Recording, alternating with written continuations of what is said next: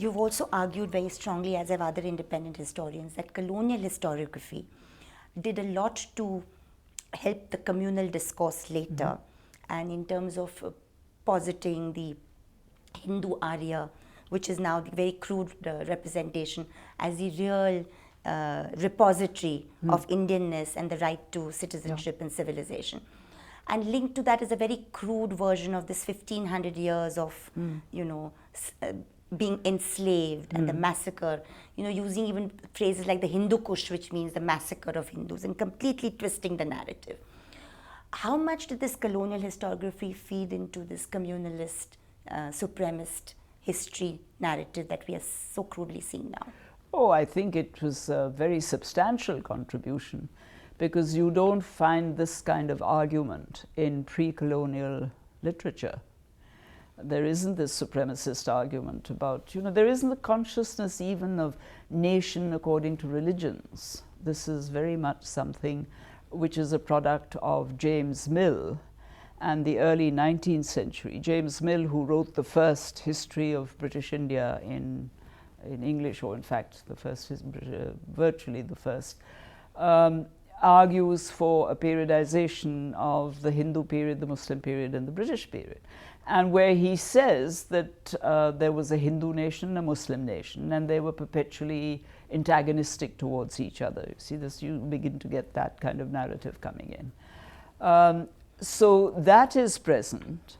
Then you get, the golden age is the Hindu period. So that is the first contribution towards a supremacist argument. And then you get the whole theory of the coming of the Aryans, the Aryan race idea. Race has been given up.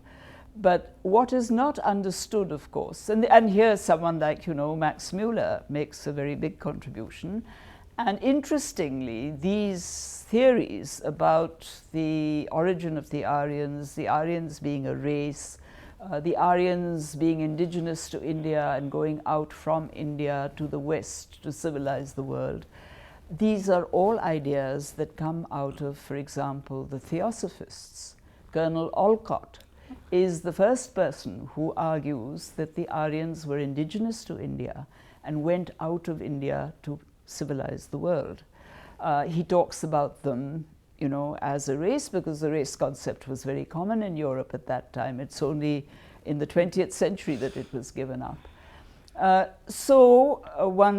Max Muller, for example, who keeps on saying, yes, it's true that one mustn't confuse language with race, because the label Aryan is essentially a language label. You have to speak about Aryan-speaking people, not an Aryan race or an Aryan people. That is incorrect.